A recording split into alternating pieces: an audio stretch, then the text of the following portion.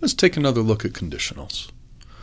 In this case, I want to look at what we need to do in order to ask a question about two things at the same time. So I'm going to go back to my light level sensor. Let's use the flashlight on my cell phone. And let's grab a button. We haven't played with those yet.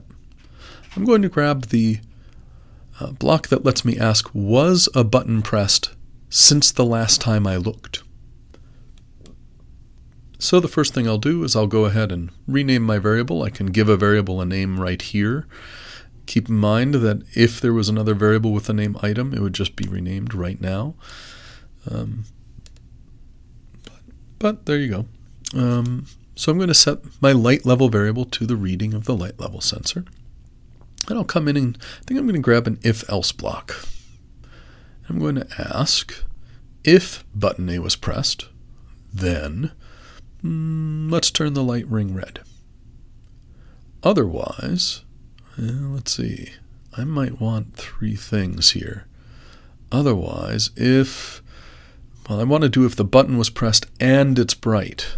So let's see, we're going to say if it's pressed and then, wait a minute. So that block says will be true if the button was pressed in between the times we look at it. There's no way I can press it that fast.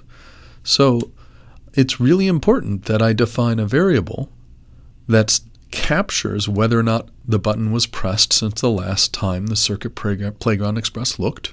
So I'm only checking the button once in my loop. So I'm going to create a variable called button pressed and set it to whether or not the button was pressed since the last time we went through the loop. So now if that is true, we'll show a red ring. Here we're going to go in and now we're going to grab from the logic, we're going to grab and. This is kind of cool. It says if the thing on the left and the thing on the right are both true, then it will do something. So I'll say if the button was pressed and my light level, we're going to have a comparison. If my light level is greater than some value, so let's grab our variable, and let's take the middle of the range. The light sensor goes from 0 to 255.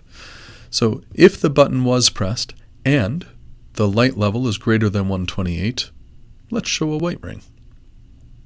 Get my white painting tool, paint all of the pixels white. And if neither of those things are true, I'm just going to turn the lights off. Okay, so we'll come in here, we'll get the off color, and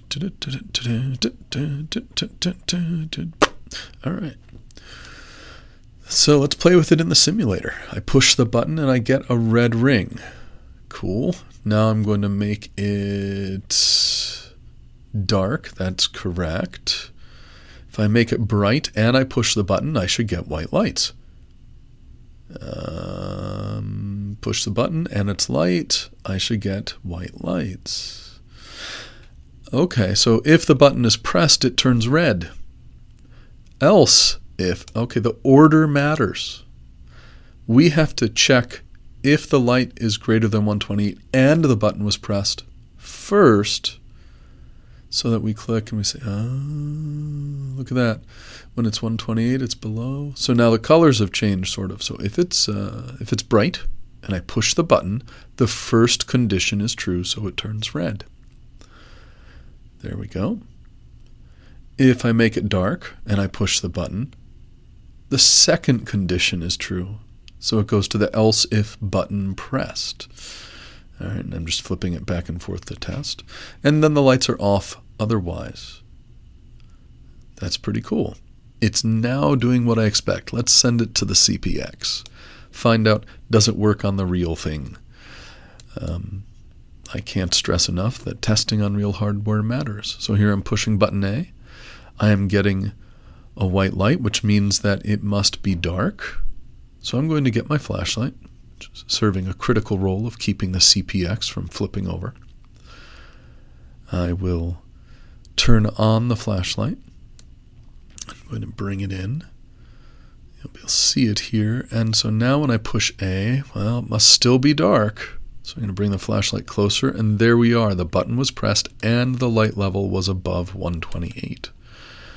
Press it must be a little dark. Bring the flashlight closer, I make it brighter. Take it away, I make it darker. So I'm working right on the edge of where that 128 reading is. And then when I take the flashlight away, actually at that point the phone died. So, if, else. Our critical takeaways here, we can combine things with and we also learned that the order that we do our conditionals in an if matters.